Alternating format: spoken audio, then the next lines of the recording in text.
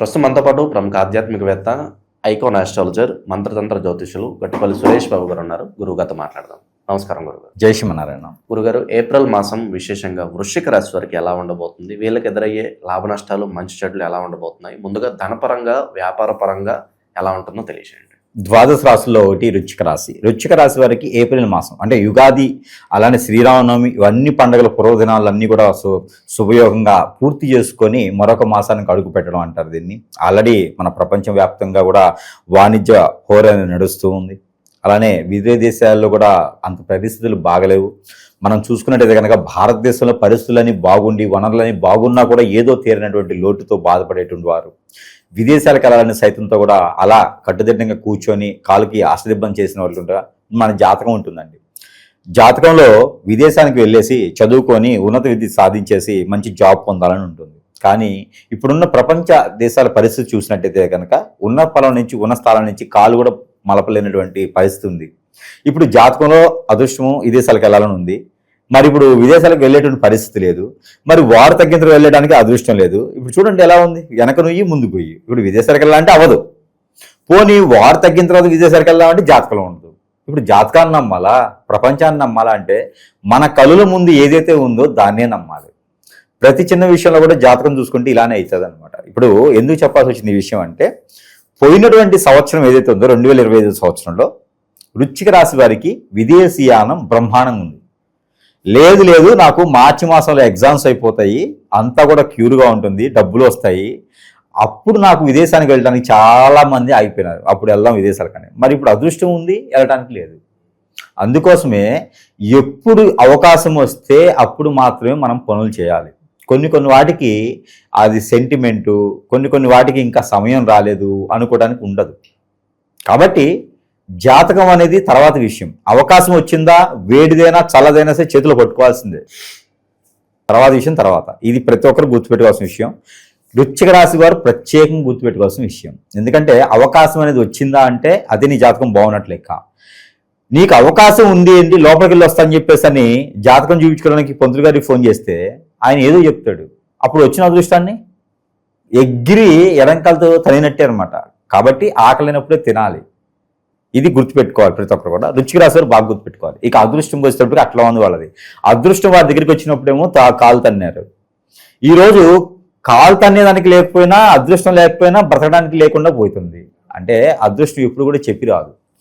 అది లక్ష్మీ అమ్మవారు, ఆవిడకి ఎప్పుడు ఇష్టం ఉంటే అప్పుడు అలాగ వస్తూ తప్పితే నీ జాతకంలో బాగుంటేనో, నీకు గీతలు బాగుంటేనో కాదు. మొన్న ఈ మధ్య ఒక మూవీ రిలీజ్ అయింది. నీ జాతకంలో ఇంకా కొంచెం ఒక ఇంచ నీకు గీత మారాలంటే కొబ్బరి చెప్పు తీసుకెళ్ళి గీసుకుంటాడు అనమాట, సీఎం అవ్వాలని చెప్పేసి అని. ఏది మొన్న పవన్ కళ్యాణ్ గారి మూవీ వస్తాద్ దాంట్లో విలన్ అనమాట. అతనికి సీఎం పదవాలంటే అక్కడ ఆ పంతులు గారు ఏం చెప్తాడు, మీ జాతకంలో కొంచెం గీత రావాలంటే కొబ్బరి చెప్పు తీసుకుని గీసుకుంటాడు అనమాట. ఆ టైప్లో ఉంటుంది అనమాట. కాబట్టి అదృష్టం అనేది వచ్చినప్పుడే మనం అందిపుచ్చుకోవాలి. ఇది మాత్రం నేను మొహం కడుక్కోలేదు, బ్రష్ వాష్ చేసుకోలేదు, నేను కాలగుచ్చాలు తీర్చుకోలేదు, నేను ఆలయానికి వెళ్ళి దర్శనం చేసుకోలేదు, నాకు ఈ అదృష్టం నాకు వద్దు అంటే అది ఆటోమేటిక్గా నీకన్నా వెనక క్యూలో ఉండే వాళ్ళకి కాదు, ఎటొకటి వెళ్ళిపోద్ది అనమాట. అలాంటిది ఎప్పుడూ కూడా వారికి వచ్చిన అదృష్టాన్ని కాలు తన్నుకోకూడదు. తర్వాత చూద్దాము, మళ్ళీ మాట్లాడదాం అనుకోవడానికి లేదు.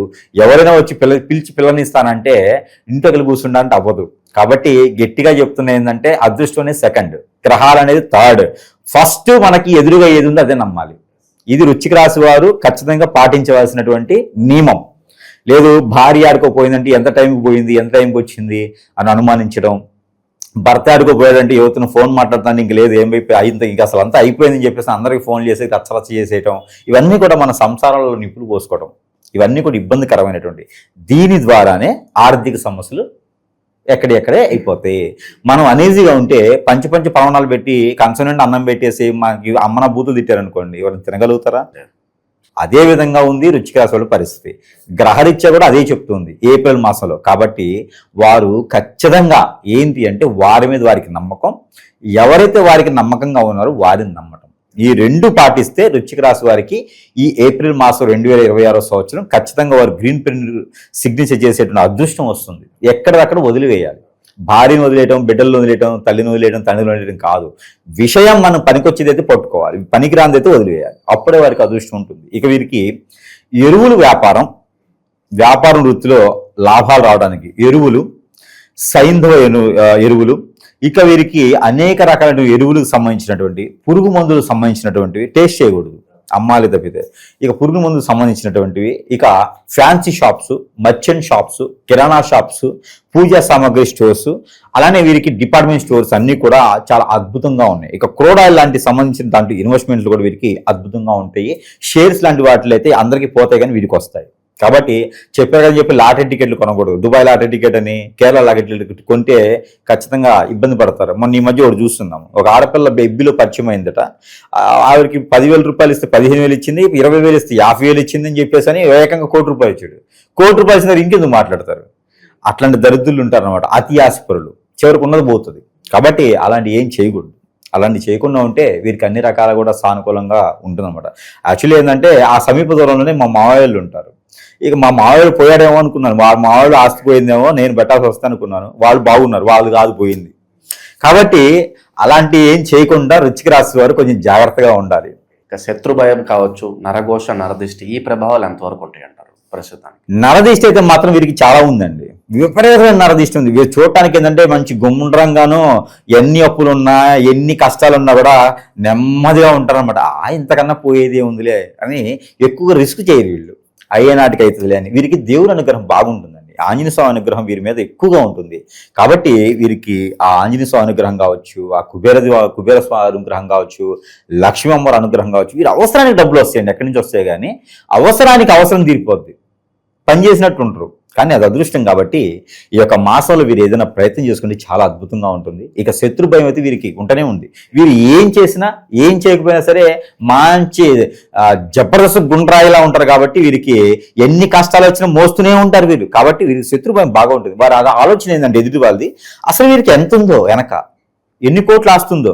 కాబట్టి ఇంకా వీరికి నిస్సహాయంగా కాకుండా చాలా ధైర్యంగా ఉంటారు వీళ్ళు అనేటువంటి శత్రు భయం అయితే చాలా ఉంటుంది వీరికి. కనపడినటువంటి శత్రువులు ముందు వెళ్తుంటే వెనక గొయ్యి తీస్తూ ఉంటారు. అలాంటి శత్రువులు వీరికి ఉన్నారు. కాబట్టి వీరు చేసేటువంటి ప్రతి విషయం కూడా ఎవరికి తెలియకూడదు. భర్తకి భార్య కూడా కొన్ని విషయాలు చెప్పకుండా ఉంటే చాలా మంచిది. డబ్బు వీరు చేసి నుంచి ఇవ్వకూడదండి, ఇస్తే మళ్ళీ తిరిగి రాదు, గొడవలు అవుతాయి. వీరు తీసుకోకూడదు, వీరు తీసుకున్నా కూడా గొడవలు అవుతాయి. వీరు సరైన సమయానికి ఇవ్వలేరు. కాబట్టి కొంచెం జాగ్రత్తగా ఉంటే చాలా మంచిది. వీళ్ళకి ఫ్యామిలీ పరంగా ఎలా ఉంటుందంటారు? ప్రేమ అనురాగాల పరంగా, భార్య భర్తల మధ్య రిలేషన్స్ ఎలా ఉంటుందంటారు? వీరికి పెళ్లి ఉంటే గనక కీచులాడుకుంటూ అయినా సరే వృశ్చిక రాశిలో పుట్టినటువంటి స్త్రీ కానీ పురుషుడు కానీ ఉంటే ఖచ్చితంగా అర్థం చేసుకుంటారండి. వారు ఒక బాధ్యత తీసుకున్నారు అనుకోండి, ఎటువంటి పరిస్థితుల్లో కూడా చవి చూడకుండా వారు ఆ బాధ్యత నిర్వర్తించడానికి ఎంత శ్రమైన పడతారు. కాబట్టి వృశ్చిక రాశి వారిని చేసుకోవడం అదృష్టం. ఇక భార్యాభర్తల మధ్య వేరే విషయాలు ఏం లేదు. వృశ్చిక రాశి వారు భర్త ఉన్నాడా, అదృష్టమే భార్యది. భార్య ఉందా, భర్త అదృష్టమే. వాళ్ళు పట్టించుకోకపోయినా, వారి ఇంటికి రాకపోయినా ఇది అవకాశం ఉంటుందేమో మళ్ళీ వాళ్ళకి. కాకపోతే వారు ఏ రకమైనటువంటి బాధ్యత తీసుకోకపోయినా కూడా వృశ్చిక రాశి వారు తీసుకునే బాధ్యత వారికి చాలా అద్భుతంగా ఉంటుంది. దానికోసమే వృశ్చిక రాశి వాళ్ళని పెళ్లి చేసుకోవచ్చు. జాతకాలు కలిసినా కలవకపోయినా ప్రతినిత్యం దేవురాధన చేసుకోవచ్చు. గ్రహాలు అవే సానుకూలంగా ఉంటాయి. కానీ వృశ్చిక రాశి వాళ్ళు దొరకడం అదృష్టం. కాబట్టి ఏప్రిల్ మాసంలో అదృష్టం కూడా ఉంది. అలానే భార్యాభర్తల మధ్య గొడవ ఉన్నా కూడా మాట్లాడుకుంటే సానుకూల పడతాయి. ఇంకోటి, వృశ్చిక రాశి వారు ఎదుటి మాటలు వినరండి.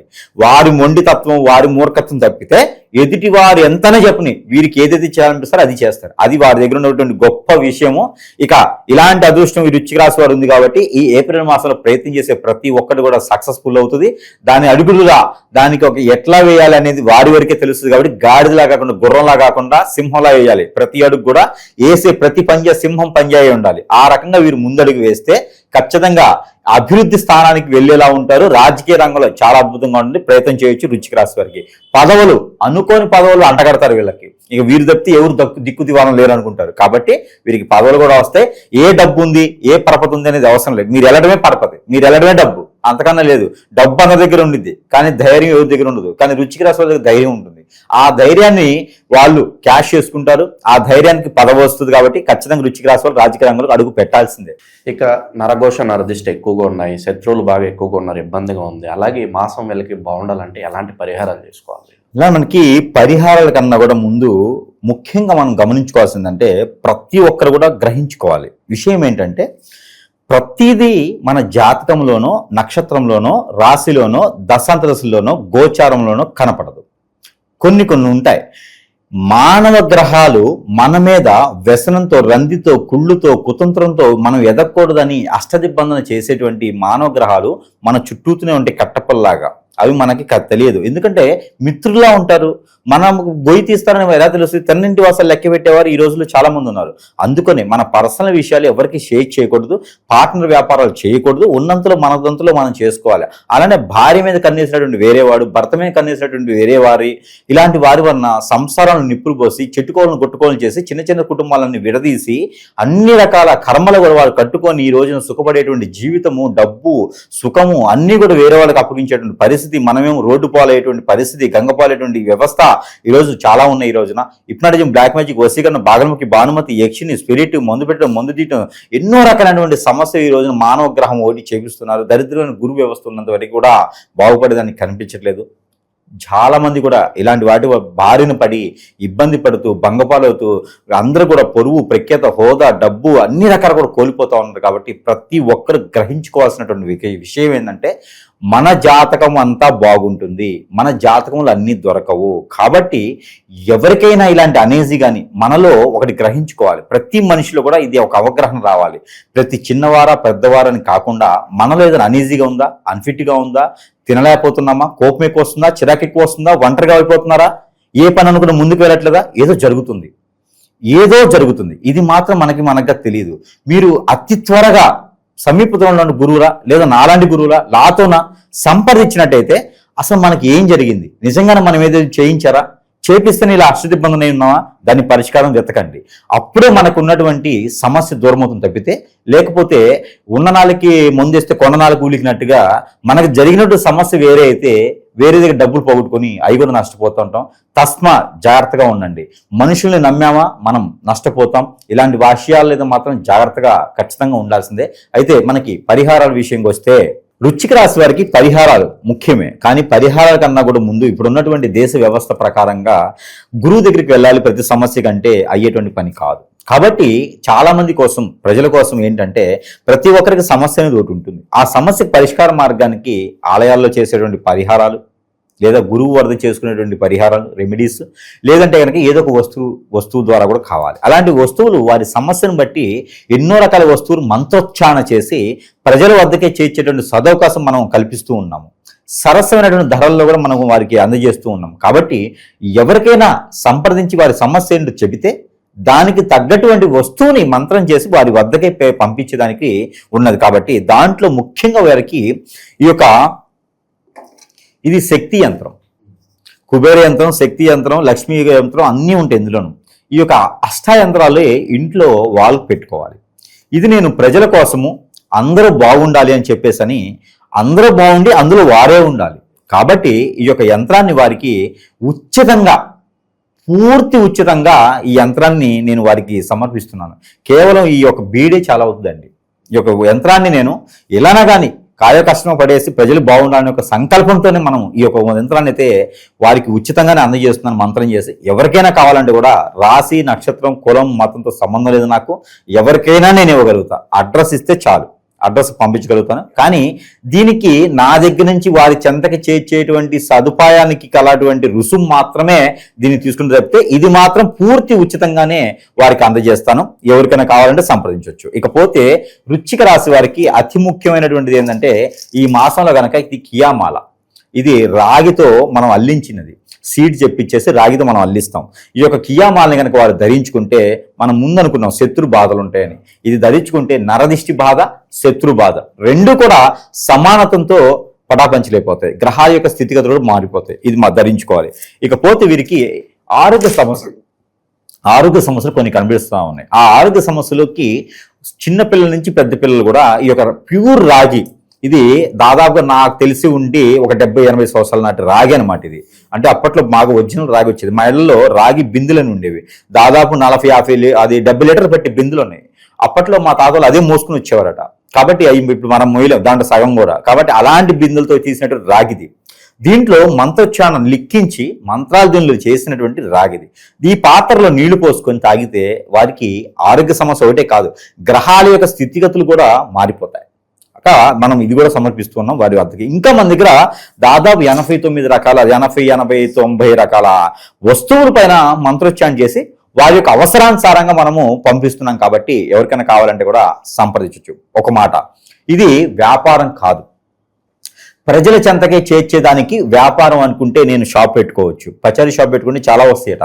కాబట్టి ఇది వ్యాపార నిమిత్తంగా కాదు, వారి అవసరానుసారంగా ఎవరి వద్దైనా సరే డబ్బులు లేకుంటే కూడా నేను చాలా మందికి చేసినటువంటి పేరు ఉన్నది, మనకి మీకు తెలిసిందే, చాలా మందికి మనం చేస్తూ ఉంటాం. కాబట్టి ఇది వ్యాపారం చేసేటువంటి పద్ధతి కాదు, ఇది కేవలం ప్రజల శ్రేయస్సు కోరి అందచేసేటువంటి సదవకాశం, నా ఒక మనస్ఫూర్తిగా ఇచ్చేటువంటి ప్రేమానురాగాలు, ఇది అందరికి కూడా పంచిదేది. కాబట్టి ఇది వారు సద్వినియోగం చేసుకుంటే వారు అదృష్టంగా బాగుంటారు. కాబట్టి మన సమాజంలో మనుషులే చూసుకోవాలబ్బా. కాకపోతే కొన్ని గ్రహాలు ఉంటాయి, మానవ గ్రహాలు, అవి వాటి వల్ల మనం బాధపడుతూ ఉంటాం. కాబట్టి మరొక విషయం ఏంటంటే ప్రతి ఒక్కరు కూడా ఎన్ని రకాలు చేసినా కూడా దేవుని అనుగ్రహం ఖచ్చితంగా కావాలి. వారి ఇష్టదైవానికైనా కులదైవానికైనా ఏప్రిల్ మాసంలో మొదటి వారంలో ఏ రోజైనా సరే వారికి నచ్చినటువంటి అమ్మవారికైనా స్వామివారికైనా ఒక్క ముడుపు కట్టండి. వృశ్చిక రాశి వారు ఒక్క ముడుపు కట్టాలి. ముడుపు కట్టిన రోజున మంచి గుమ్మడికాయని ఇంటికి దిష్టి తీసి అక్కడ పాల్గొట్టకూడదు, తీసుకెళ్లి అక్కడ నీళ్ళతో వేయాలి. వారి ఇష్టానుసారంగా ఉండేటువంటి అమ్మవారికి స్వామివారికి ముడుపు కట్టుకొని ఆ ముడుపును తీసుకెళ్లి ఆ ఆలయంలో ఎక్కడైనా సరే కట్టుకోవచ్చు మరుసటి రోజున. అలానే గుమ్మడికాయ మంచి గుమ్మడికాయ తీసి పొదలుగాని చెట్టల్లో కానీ లేదా నీటిలో కానీ వేసేసేయాలి. ఈ పరిహారాలు చేసుకోవాలి. హనుమాన్ మందిరంలో వీరికి హనుమాను చాలా ఇష్టదైవం. ఇక వీరికి హనుమాన్ మందిరంలో ఆకు పూజ కానీ గారెల దండ కానీ సమర్పించుకోవాలి. సింధూరం హనుమాన్కి సమర్పించితే కూడా మంచిది. అలానే ఏదైనా శనివారం మంగళవారం రోజున నువ్వుల నూనె ఒక 2 కిలోలు కూడా స్వామివారి సమర్పించుకుంటే కనుక వీరికి ఉన్నటువంటి గ్రహరీత్య దోషాలు, ప్రకృతించే దోషాలు, అలాక రకాలైనటువంటి చెడు దోషాలు అన్ని కూడా ఇలా చిటికలో పటాపంచలేకపోతే ఆ ప్రయత్నం మీరు చేసుకోవచ్చు. మరొకటి, వీరికి కలిసి వచ్చేటువంటి colour coffee colour, cement colour, black colour. అలానే వీరికి కలిసి వచ్చేటువంటి వారం బుధవారం మంగళవారం 2 అద్భుతంగా ఉంటాయి. వీరికి నెంబర్ 7 and 5 2 కూడా అద్భుతంగా ఉంటాయి. కాబట్టి ఈ వారం మొత్తం కాదు, ఈ నెల మొత్తం కూడా ప్రయత్నం చేసుకోవచ్చు. ఓవరాల్గా వీళ్ళ పరిస్థితి ప్రస్తుత కాలం ఎలా ఉండబోతుందో మంచి విశ్లేషణ అందించారు.